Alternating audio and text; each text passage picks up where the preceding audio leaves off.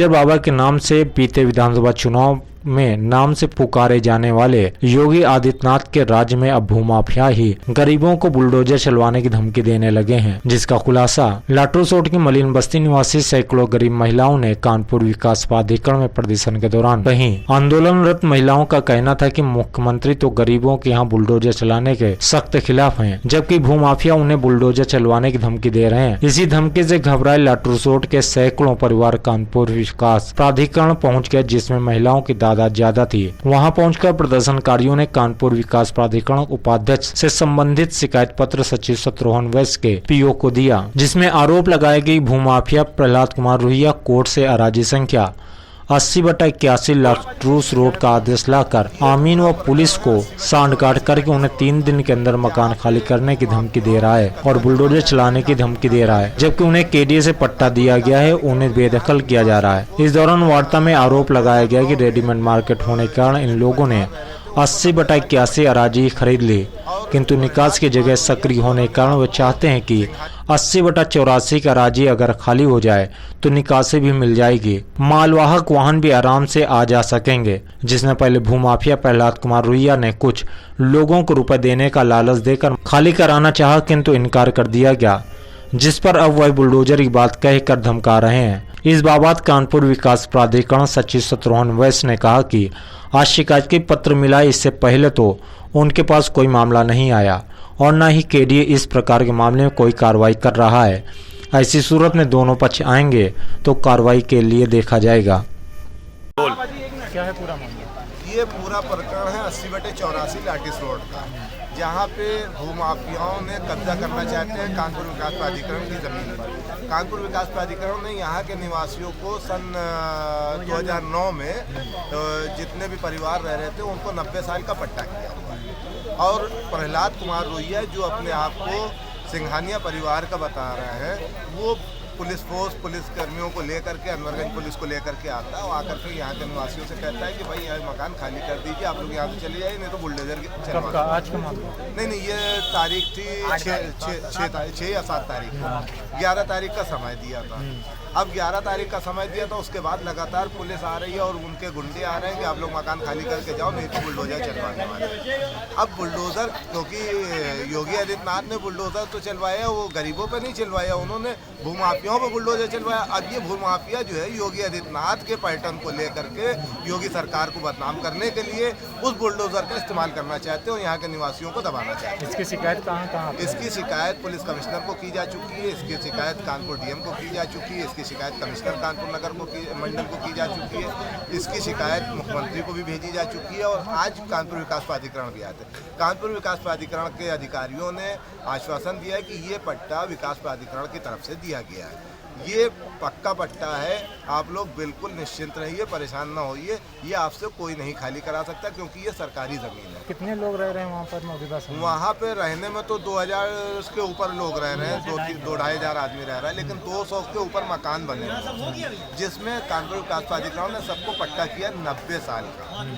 और उसके बाद एक्चुअली सीधा इसका खेल ये है कि उसी हाथे के 80/84 के जस्ट पीछे एक बड़ी लैंड लगभग 2 लाख वर्ग मीटर ज़मीन होगी, जिसके ऊपर भूमाफिया अवैध तरीके से कर रहे हैं प्लाटिंग। उसका रेरा में रजिस्ट्रेशन नहीं है, उसका कहीं से कुछ नहीं है और रेट भी उन्होंने 2 लाख 2.5 लाख रुपए वर्ग मीटर के रखे हुए वहाँ के ऊपर। अब 2 लाख रुपए वर्ग मीटर की जो ज़मीन बेच रहे हैं, उनकी निकासी का रास्ता उतना है नहीं, जो उनके पास निकासी का रास्ता है वो सिर्फ मोटरसाइकिल की एंट्री का है। अब वो ये चाहते हैं कि ये बड़ा रोड के ऊपर से ये बड़ी ज़मीन जो है ये मिल जाए, जिससे एंट्रेंस बड़ा हो जाएगा, जिससे ट्रक भी एंट्री कर जाएंगे और इनको डरा धमका करके यहाँ से खाली करा देंगे। कुछ पैसों डिमांड भी उन लोगों ने की? पैसों की कुछ लोगों को डिमांड की कि भाई ऐसा करो कि आप लोग यहाँ से चले जाइए, उसके बदले पैसा ले लो, जबकि विकास प्राधिकरण ने पट्टे में साफ तौर पे लिखा है ये हस्तांतरण नहीं है, इसका ट्रांसफरेबल नहीं है, क्योंकि जो परिवार रह रहा है सिर्फ उसी को पट्टा किया गया। ये क्योंकि फ्री में पट्टा किया था सरकार ने, इसको कहीं भी ट्रांसफ़र करने का कोई प्रावधान विकास प्राधिकरण में नहीं है, ये शर्तों में लिखा हुआ है। अब वो धमकी दे रहे हैं, धमकी के बाद पैसे का ऑफर कर रहा है।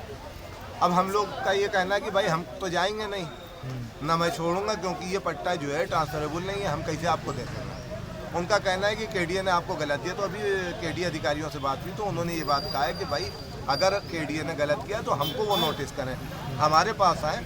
अगर उन्होंने पट्टा पहले तो वो पट्टे को केडीए निरस्त उनके कराए। खिलाफ क्या कार्रवाई कर रही है? केडीए ने कहा है कि आप उनके जो पट्टे की बात कर रहे हैं, क्योंकि मेरे पास तो कोई आया नहीं, आप आए हो कहने, तो आपकी शिकायत मैं लिए ले रहा हूँ। लेकिन जो दावा कर रहे हैं वो मुझसे कहें कि आपने केडीए आपने गलत किया है, तो मैं उनको जवाब दूंगा, क्योंकि सन 1982 में केडीए ने इसका मुआवजा इस ज़मीन का दे दिया था। जो लोग कब्जा कर रहे हैं वो कौन लोग हैं?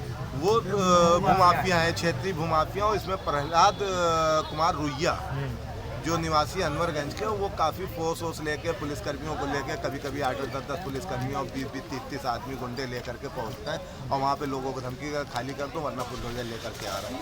अब वहाँ पे गरीब परिवार रह रहा, वो दहशत में है कि कल को एक छोटा सा आशियाना बनाया था, ये गिरा देंगे तो क्या होगा, मेरा क्या होगा। दूसरी चीज़, इतनी तालीम, इतनी एजुकेशन वहाँ के लोगों में नहीं है जो उनका मुकाबला कर पाए, तो इसलिए जो थोड़े बहुत पढ़े लिखे उस हाथे के, उस एरिया के लोग थे, वो आए सामने कि भाई हम इस लड़ाई को लड़ेंगे। जब हम लीगल हैं, हमको सरकार ने पट्टा दिया है, तो तुम कौन होते हो खाली कराने वाले? क्योंकि उन्होंने एक कागज़ दिखाते हैं 80/87 का कोर्ट से डिग्री का, और 80/87 को यही लोग प्लाटिंग कर चुके हैं, जिसमें 6-6 मंजिल की बिल्डिंग बनी है, और 80/87 में ये पहले बेच चुके हैं। दोबारा ये 80/84 से ले करके और 80/87 के नाम से 80/84 को गिराना चाहिए। यानी कुल मिला के ये कोर्ट रास्ता को भी अपना गुमराह चौड़ा कर रहे हैं। हाँ। अपना रास्ता चौड़ा करने के लिए आप लोग को डराया धमकाया जा रहा है। वो उनको सिर्फ रास्ता चाहिए, जिसकी वजह से वो इतना जो है ड्रामा किया गया है, जबकि लीगल वे में उनके पास कुछ नहीं है। उनके पास जो डॉक्यूमेंट है 80/87 के हैं, 80/87 वो पहले ही बेच चुके हैं। अदालत ने कोई बात दाखिल की आप लोग? उन्होंने नई अदालत में हमने स्टे के लिए गए थे, और उसमें स्टे भी हमारा हो गया है। और क्योंकि भाई विवाद तो हमारा 84 का है ही नहीं, वो ज़बरदस्ती 84 में आ रहे हैं, 87 का जो है डिग्री लेकर के आ रहे हैं और 84 गिराने की बात कर रहे हैं। तो हमारा न्यायालय से भी रिक्वेस्ट है, हम्बल रिक्वेस्ट है कि न्यायालय इसको प्रकरण को सीरियसली देखे, क्योंकि अमीन भी आए थे। अब है क्या अमीन, क्योंकि वो बड़े लोग हैं, जो 2 लाख वर्ग मीटर ज़मीन के ऊपर प्लाटिंग कर रहे होंगे तो छोटे तो होंगे नहीं, तो वो उसी तरह से पैसा खर्च कर रहे हैं। अब यहाँ गरीब परिवार है जिनका सुबह खा लो तो शाम का तो होश नहीं होता है, शाम को कहाँ से खाना मिलेगा, रोज डेली कमाना, डेली का खाना है। तो उनको ये दिख रहा है कि ये सब गरीब है, जैसे चाहो कीड़े मकोड़ों की तरह इनको कुचल दो। 84 का, जिसमें कुछ लोग भूमाफिया टाइप के हैं, आरोप लगाया गया कि वो लोग ज़मीन पे हटाना चाहते हैं मलिन बस्ती वाले लोगों को।